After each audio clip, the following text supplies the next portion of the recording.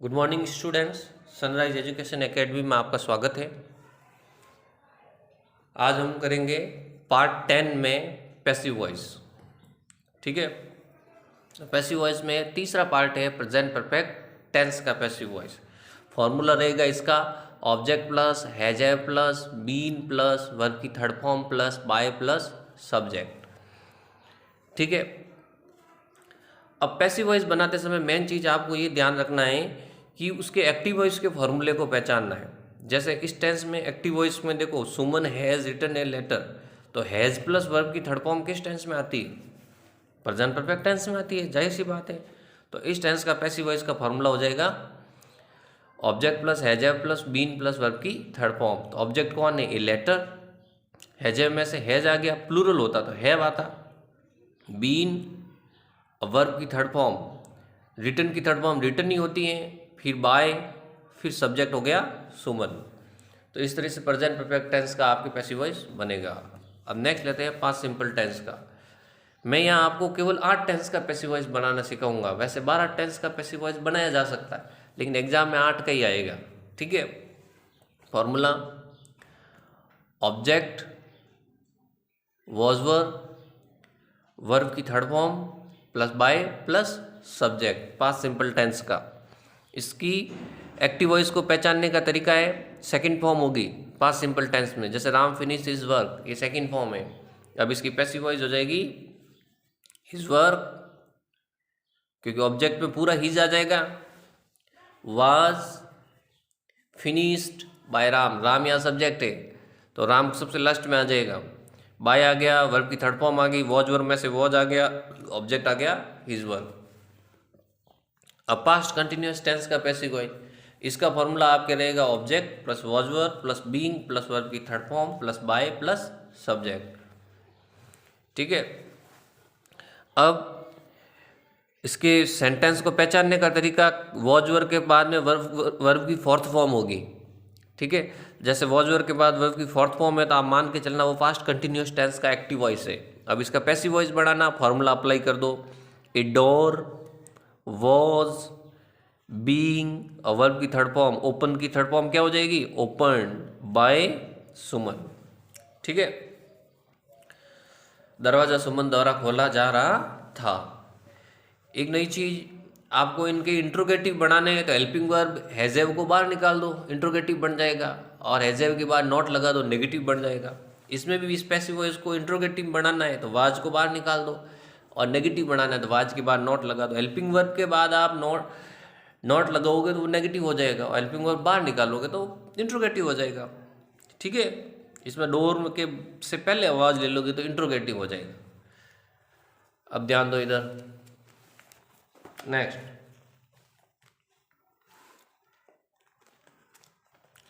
Past perfect tense का passive voice कैसे बनाते हैं? पास्ट परफेक्ट टेंस का पैसिव वॉइस बनाने का फॉर्मूला है object plus had plus been plus verb की third form plus by plus subject. ठीक है,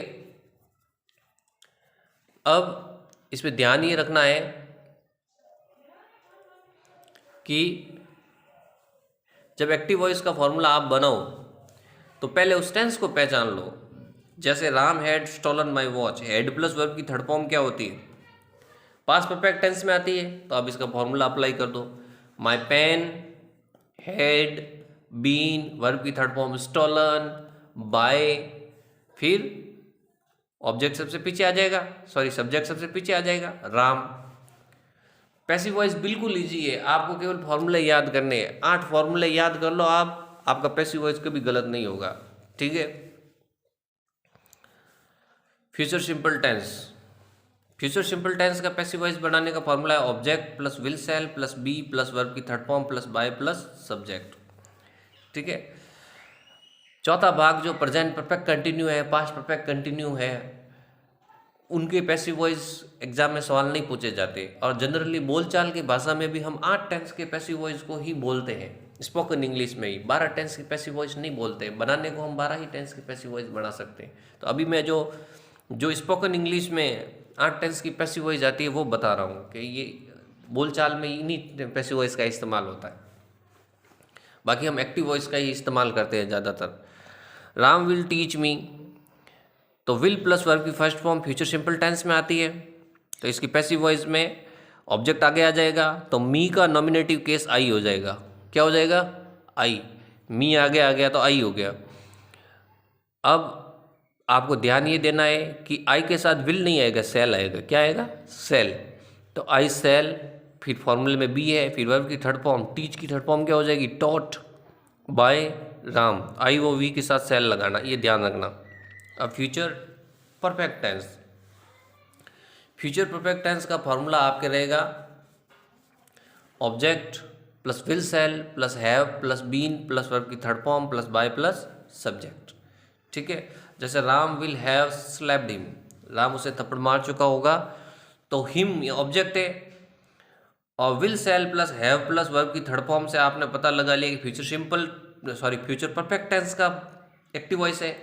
तो अब इस परफेक्ट के एक्टिव वॉइस को आपको पैसिव में बदलना है, तो उसके लिए आपको उसका formula object plus will shall plus have plus been लगाना होगा। तो ऑब्जेक्ट हो गया ही, क्योंकि हिम आ जाएगा तो ही में कन्वर्ट हो जाएगा। विल, फिर have plus been plus verb की third form plus by plus subject. ठीक है, तो राम सबसे लास्ट में आ जाएगा।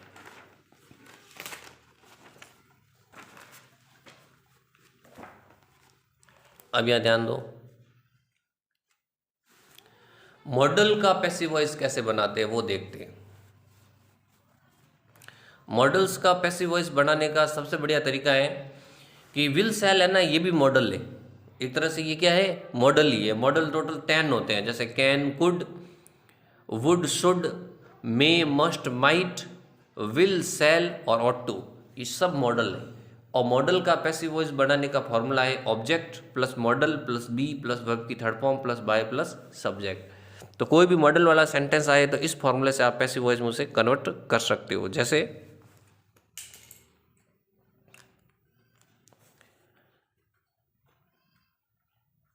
Ram can solve this question, Ram इस प्रश्न को हल कर सकता है। तो ये एक्टिव वॉइस में मॉडल का है, तो पैसिव वॉइस में क्या हो जाएगा? ऑब्जेक्ट हो जाएगा दिस क्वेश्चन, तो दिस क्वेश्चन आगे आ जाएगा। दिस क्वेश्चन मॉडल हो गया कैन, फिर बी, फिर वर्ब की थर्ड फॉर्म सॉल्व की third form solve by Ram. इस तरीके से आप सबका बना सकते हो। ठीक है, अब इसका इंट्रोगेटिव बनाना है आपको, तो कैन को बाहर निकाल दो। Can this question, can this question be solve by Ram. ध्यान ये देना है कि आपको जब इंट्रोगेटिव बनाते हो तो हेल्पिंग वर्ब को बाहर निकालना होता है, और मॉडल जितनी भी है सारी, ये मॉडल जो है सब क्या है? हेल्पिंग वर्ब है। ध्यान रखना, मैं मॉडल खुद क्या है? हेल्पिंग वर्ब है। ये मैं लिख रहा हूँ यहाँ पे। तो हेल्पिंग वर्ब के बाद नॉट लगाओ, नेगेटिव बन जाएगा, हेल्पिंग वर्ब को बाहर निकालो, इंट्रोगेटिव बन जाएगा। और फॉर्मूला रहेगा object plus modal plus be plus verb की third form plus by plus subject. अब ये 9th और 10th में जो ये बता रहा हूँ आपको, ये एडिशनल इंफॉर्मेशन है। बाकी 8 टेंस का पैसिव वॉइस मैंने आपको बता दिया, 8 ही टेंस का पैसिव वॉइस बनता है। अब एडिशनल इंफॉर्मेशन में मॉडल का बता दिया। अब देखो, लेट से जो सेंटेंस शुरू होते हैं या जो इंपेरेटिव सेंटेंस होते हैं,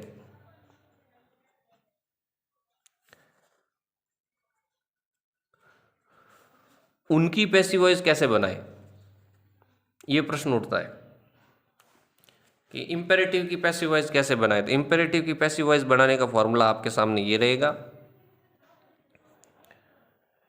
कि इंपेरेटिव की पैसिव वॉइस बनाते समय सबसे पहले आपको लेट लगाना है, फिर ऑब्जेक्ट, फिर बी, फिर वर्ब की third form.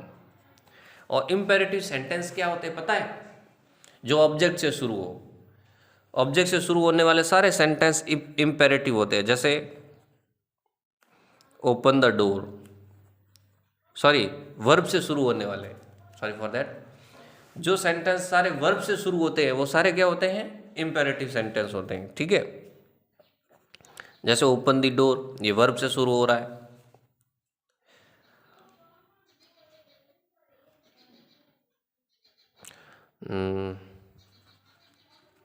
Wash the clothes, कपड़े धो, ये भी वर्ब से शुरू हो रहा है। तो जो सेंटेंस वर्ब से शुरू होते हैं उन्हें इम्पेरेटिव सेंटेंस कहते हैं। और इसकी एक इंफॉर्मेशन ये भी है कि इम्पेरेटिव सेंटेंस आज्ञासूचक वाक्य होते हैं जिसमें आदेश होता है। जैसे ओपन द डोर, दरवाज़ा खोलो, आदेश है। कपड़े धो, आदेश है। ठीक है। गेट आउट, ये भी आदेश होता है। क्लीन इट, साफ करो इसे। राइट इट, लेटर लिखो। ठीक है। लिसन मी, मुझे सुनो। तो वर्ब से जो ज़्यादातर शुरू होते हैं वो आज्ञासूचक वाक्य होते हैं, उन्हें इम्पेरेटिव सेंटेंस कहते हैं। तो अब इसका पैसिव वॉइस बनाना है आपको। ओपन द डोर, तो ऑब्जेक्ट क्या हो गया? द डोर हो गया। ठीक है। तो सबसे पहले क्या लिख लेना है? The door. The door, sorry, let आएगा सबसे पहले। क्या आएगा? लेट।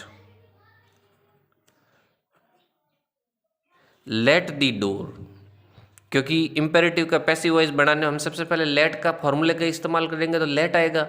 Let the door.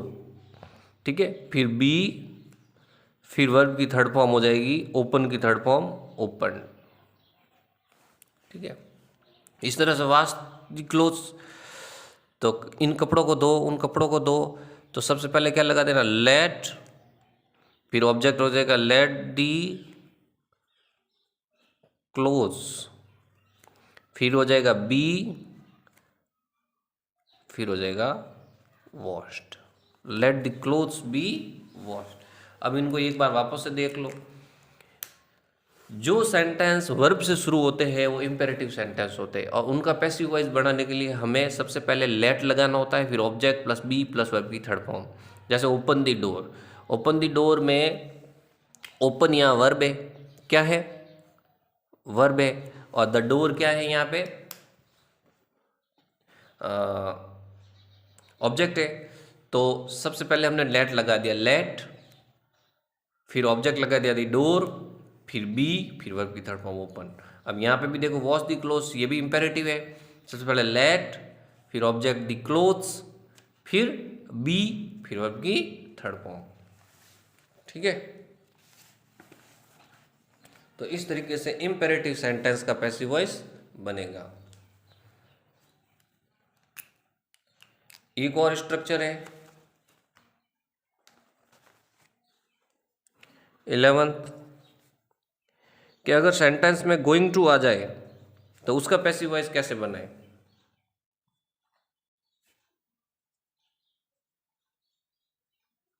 तो इसके लिए आपको क्या करना होगा? जैसे एक एग्जांपल देखो,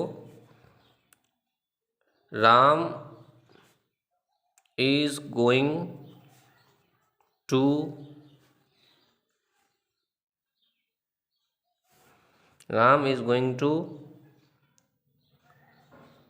किल मी। तो गोइंग टू का पैसिव वॉइस बनाने का फॉर्मूला आपके ये रहेगा, object plus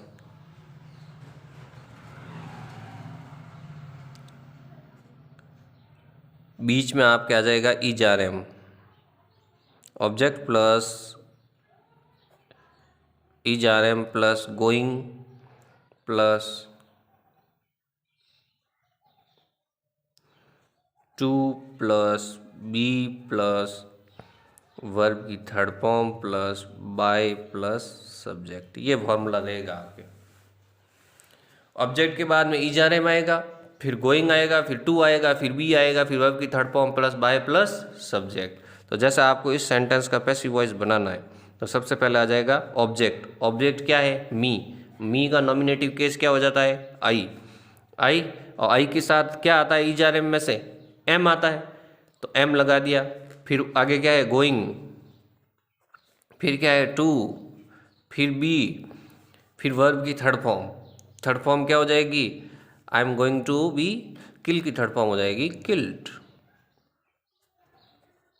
by Ram. I am going to be killed by Ram, ये आपको ध्यान रखना है। ठीक है, फॉर्मूले को फॉलो करना है। Object plus is are am plus going plus to plus be plus verb की third form plus by plus subject. ठीक है, तो इस तरीके से गोइंग टू का पैसिव वॉइस बनेगा। एक और स्ट्रक्चर है इन्फिनेटिव का। इन्फिनेटिव का पैसिव वॉइस कैसे बनाते हैं? इन्फिनेटिव का मतलब होता है कि अगर सेंटेंस में टू के बाद में वर्ब की फर्स्ट फॉर्म आ जाए तो हम उसका पैसिव वॉइस कैसे बनाएं? ठीक है, तो टू प्लस वर्ब की फर्स्ट फॉर्म ज़्यादातर इन्फिनेटिव होती है। वैसे ऊपर वाला एक सेंटेंस देखो, टू प्लस वर्ब की फर्स्ट फॉर्म है, ये भी इन्फिनेटिव ही है, लेकिन मैं अलग से आपको और बता देता हूँ कि इन्फिनेटिव का पैसिव वॉइस कैसे बनता है। ये भी इन्फिनेटिव ही है, ठीक है, लेकिन इसमें गोइंग थोड़ा सा मिलता है, इसलिए मैंने इसको अलग से बताया। इन्फिनेटिव पहचानने का तरीका, जहाँ कहीं भी आपको टू प्लस वर्ब की फर्स्ट फॉर्म मिले वो इन्फिनेटिव है। जैसे I am to read this book, मुझे इस किताब को पढ़ना है, ये सेंटेंस जो है आपके इन्फिनेटिव का है। ठीक है, एक और देखो, क्यों? क्योंकि टू प्लस वर्ब की फर्स्ट फॉर्म आ गई, टू और रीड क्या वर्ब की फर्स्ट फॉर्म है।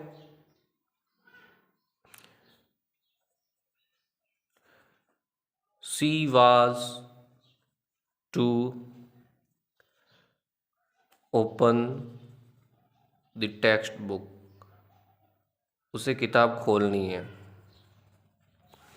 तो इधर देखो टू प्लस वर्ब की फर्स्ट फॉर्म आ गई, जहाँ कहीं भी टू प्लस वर्ब की फर्स्ट फॉर्म आती है वो सब इन्फिनेटिव है। ऊपर वाला सेंटेंस जो ये टू प्लस वर्ब की फर्स्ट फॉर्म, ये भी इन्फिनेटिव का था। ठीक है, लेकिन मैंने इसको अलग से बता दिया कि इसमें, क्योंकि गोइंग टू का स्ट्रक्चर अलग से था ना, इसलिए मैंने इसको अलग से बता दिया। बाकी इन्फिनेटिव जहाँ कहीं भी टू प्लस वर्ब की फर्स्ट फॉर्म हो सब इन्फिनेटिव है। और इन्फिनेटिव का पैसिव वॉइस बनाने का एक ही फॉर्मूला है, और वो है आपको सबसे पहले ऑब्जेक्ट लिखना है, फिर इज आर एम लिखना है। ये इज आर एम नहीं हो तो वॉज वर लिखना है, वॉज वर नहीं हो तो इनमें ये ध्यान रखना है भाई कि किस टेंस में दे रखा है। इज आर एम दे रखा है तो is are am helping verb के अकॉर्डिंग इस्तेमाल हो जाएगा, वॉज वर दे रखा है तो वॉज वर हेल्पिंग वर्ब के अकॉर्डिंग हो जाएगा। ठीक है, फिर आ जाएगा टू, फिर बी, फिर वर्ब की third form plus by plus subject. लगभग गोइंग टू की तरह ही स्ट्रक्चर है, क्योंकि सही सी बात है ये भी इन्फिनेटिव ही है गोइंग टू वाला, क्योंकि टू प्लस वर्ब की फर्स्ट फॉर्म है। और इसमें भी देखो टू प्लस वर्ब की first form, to plus verb की फर्स्ट फॉर्म। इन्फिनेटिव वाले सेंटेंस का पैसिव वॉइस बनाते समय आपको सबसे पहले ऑब्जेक्ट लिखना होता है। जैसे इसमें भी सबसे पहले ऑब्जेक्ट ही लिखा है हमने, तो ऑब्जेक्ट क्या है? This book. क्या है? This book. I am to read this book, तो दिस बुक हो गया ऑब्जेक्ट। ठीक है, अब इस सेंटेंस में पहचानो इज आर एम में से क्या है? एम है, तो ऊपर वाला फॉर्मूला अप्लाई होगा इज आर एम वाला। और वाजवर वाला हो जाए तो वाजवर वाला अप्लाई होगा। आपको देखना है कि भाई सेंटेंस में इज आर एम है तो इज आर एम में से हेल्पिंग वर्ब यूज होगी, और वॉजवर है तो वॉजवर में से हेल्पिंग वर्ब यूज होगी। तो यहाँ पे इज आर एम है तो यहाँ पे दिस बुक, तो दिस बुक के साथ एम तो आएगा नहीं, तो इज आर एम में से क्या आएगा? Is. This book is to be. Read की थर्ड फॉर्म क्या होती है? रीड ही होती है। Read, read, read. ठीक है, रीड की थर्ड फॉर्म रीड ही होती है। Read, read, read. To be read by me. अब बाय आ गया, सब्जेक्ट सबसे पीछे चला जाएगा, मी आ जाएगा। Object plus is are am plus to plus be plus verb की third form plus by plus subject. ऊपर वाला जो 11th है ये भी इन्फिनेटिव है। ठीक है, लेकिन मैंने इसको थोड़ा डिटेल में आपको यहाँ 12th टॉपिक लगा के इसको डिटेल में बता रहा हूँ कि इन्फिनेटिव को कैसे बनाया जाता है। इसको सेपरेट किया है कि इसमें थोड़ा गोइंग टू का स्ट्रक्चर होता है, इसलिए मैंने इसको अलग किया कि गोइंग टू वाले स्ट्रक्चर में object plus is are am plus going to plus be plus verb की थर्ड फॉर्म है। ठीक है, और ये भी इन्फिनेटिव है, परंतु इस स्ट्रक्चर के अंदर इज आर एम होता है और वॉज वर होता है। आगे गोइंग नहीं होता है, ठीक है। तो इसमें गोइंग नहीं होने के कारण आपको गोइंग लिखना ही नहीं है, object plus is are am, ठीक है। फिर सीधा to plus be plus verb की third form plus by plus subject, ठीक है। This book is to be read by me, यह आपके पैसिव वॉइस हो गया। अगला देखो, she was to open the text book, उसे किताब खोलनी है थी, ठीक है। तो इसमें द टेक्स्ट बुक आपका ऑब्जेक्ट हो गया, द टेक्स्ट बुक वाज, अब वॉज वर या हेल्पिंग वर्ब है तो वॉज वर के बाद में टू आएगा, ठीक है। तो वॉज प्लूरल होता तो वर आता, जैसे बुक्स आ जाता है यहाँ पे तो हम यहाँ वर लगाते, ठीक है। वॉज टू, फिर बी, फिर वर्ब की थर्ड फॉर्म, ओपन की थर्ड फॉर्म क्या हो जाएगी, ओपन बाय। सी का ऑब्जेक्टिव केस क्या होता है, हर, ये ध्यान रखना। ही का होता है हिम, अगर यहाँ पे ही होता तो वो किस में बदल जाता, हिम में बदल जाता,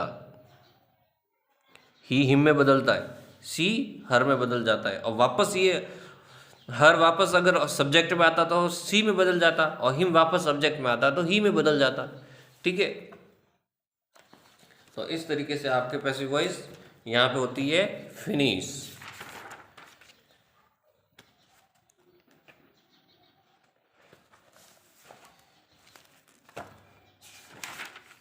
तो एक टॉपिक और कर लेते हैं, वैसे फिनिश हो गया लेकिन एक टॉपिक और इम्पोर्टेंट है, वो भी देख लेते हैं, 13 में देख लेते हैं उसको। वो है कि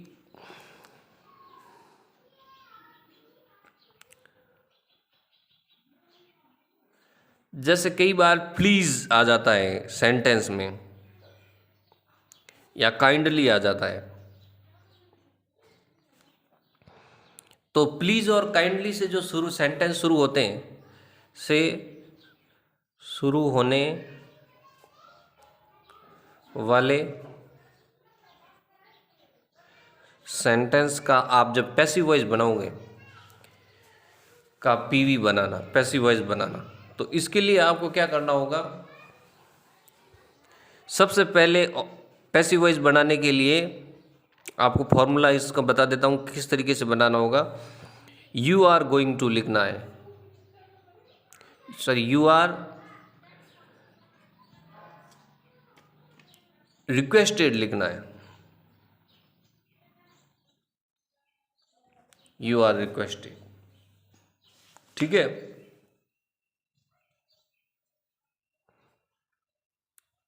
फिर you are requested to,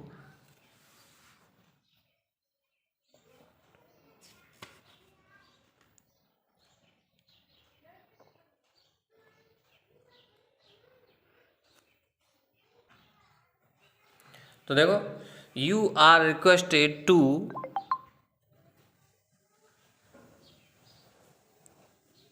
plus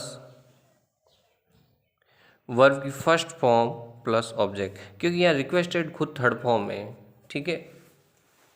ये फॉर्मूला हो जाएगा आपके, जैसे प्लीज और काइंडली से सेंटेंस ऐसे शुरू होता है, प्लीज हेल्प मी। अब आपको इसका पैसिव वॉइस बनाना है, जाहिर सी बात है, प्लीज़ हेल्प मी का। तो पैसिव वॉइस बनाने के लिए आप सीधा सबसे पहले यू आर रिक्वेस्टेड लिख दो, यू आर रिक्वेस्ट। प्लीज और काइंडली वाले वाक्यों का ही ऐसे बनाना है, ठीक है। बाकी जो ज़्यादातर जो इम्पेरेटिव होते हैं वो लेट से बन जाते हैं, किससे बनते हैं, लेट से। ये इम्पेरेटिव सेंटेंस नहीं है, परंतु इसमें प्लीज और काइंडली लग गया आगे, इसलिए हम इसको इस फॉर्म में बनाएंगे, ठीक है। बाकी जो वर्ब से शुरू होते हैं ना, एग्जैक्ट वर्ब से, उसको आप लेट लगा के बना सकते हो। यू आर रिक्वेस्टेड, रिक्वेस्टेड यहाँ थर्ड फॉर्म हो गई, ठीक है। टू, फिर वर्ब की फर्स्ट फॉर्म, हेल्प यहाँ फर्स्ट फॉर्म ही है, मी। समझ में आ गया, बहुत इजी है। प्लीज़ वो काइंडली से शुरू होने वाले सेंटेंस का पैसिव वॉइस बनाना है, सबसे पहले आपको यू आर रिक्वेस्टेड लगाना है, फिर टू लगाना, फिर वर्ब की first form plus object, just please help me, you are requested to help me, ठीक है। अब एग्जाम में जो सवाल है वो कैसे आते हैं वो देखते हैं। जैसे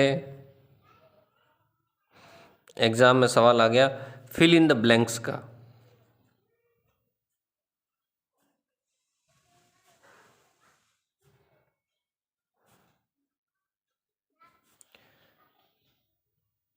fill in the blanks with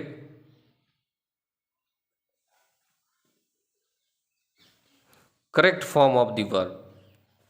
ठीक है, कि correct form of the verb.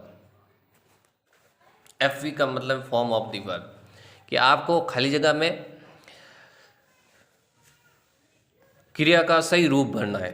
ठीक है, तो ऐसा कोई सवाल जो एग्जाम में आ सकता है, जैसे this book by Ram Delhi.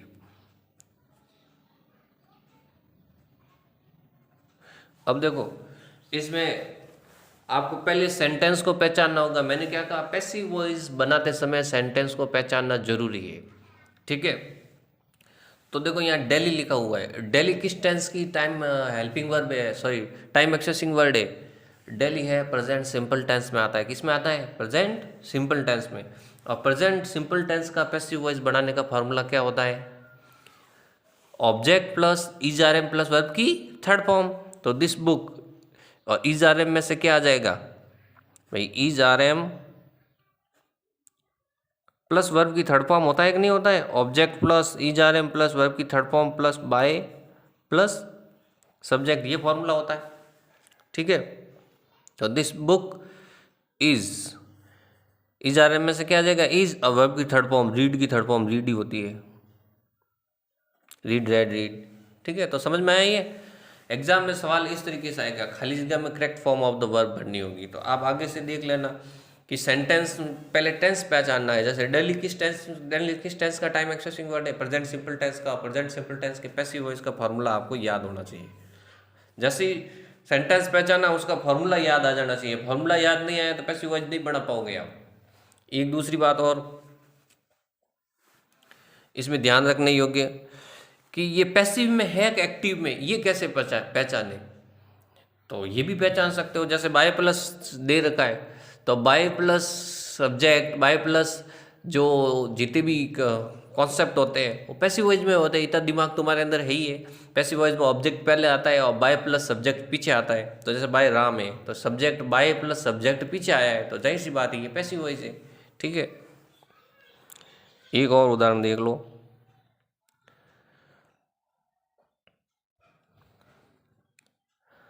TV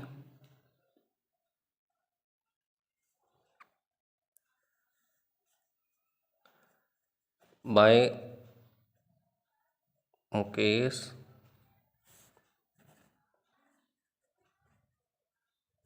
yesterday watch. तो देखो बाय प्लस मुकेश आ गया, तो जाहिर सी बात है बाय प्लस सब्जेक्ट आए तो वो पैसिव वॉइस में होता है। और yesterday आ गया, yesterday किस टेंस का टाइम एक्सेसिंग वर्ड है? टीवी ऑब्जेक्ट पहले आ गया। yesterday है आपके पास्ट सिंपल टेंस का, और पास्ट सिंपल टेंस के पैसिव का फॉर्मूला क्या होता है? Object plus was verb plus verb की third form plus by plus subject, ये होता है पास्ट सिंपल टेंस का। तो ऑब्जेक्ट तो टीवी दे रखा है, वॉज वर्ब में से भरना है, तो टीवी वॉज, वर्ब की थर्ड फॉर्म, वॉच की थर्ड फॉर्म क्या हो जाएगी? Watched. TV was watched bye Mukesh yesterday, ये आपको ध्यान रखना है। ठीक है, अब प्लूरल होता तो वर लगा देते। कोई भी प्लूरल वर्ब होती है तो क्या लगा देते? वर। जैसे पेन्स वर, ऑब्जेक्ट में अगर पेन्स होता तो हम पेन्स को आगे ले आते, pens were stolen by Ram, Ram के द्वारा पेन चुराई गई। ठीक है, ऑब्जेक्ट में अगर प्लूरल हो तो आप प्लूरल हेल्पिंग वर्ब लगाओ, अगर सिंगुलर हो तो सिंगुलर। कई लड़के क्या करते हैं कि जैसे वो सब्जेक्ट देखते हैं कि सब्जेक्ट के हिसाब से वर्ब लगानी है, नहीं, पैसिव वॉइस में हेल्पिंग वर्ब जो है ऑब्जेक्ट के हिसाब, सॉरी, हेल्पिंग वर्ब किसके हिसाब से लगेगी? ऑब्जेक्ट के हिसाब से लगेगी। तो ये नोट लगा के आप लिख लेना कि पैसिव वॉइस में हेल्पिंग वर्ब ऑब्जेक्ट के अनुसार लगती है।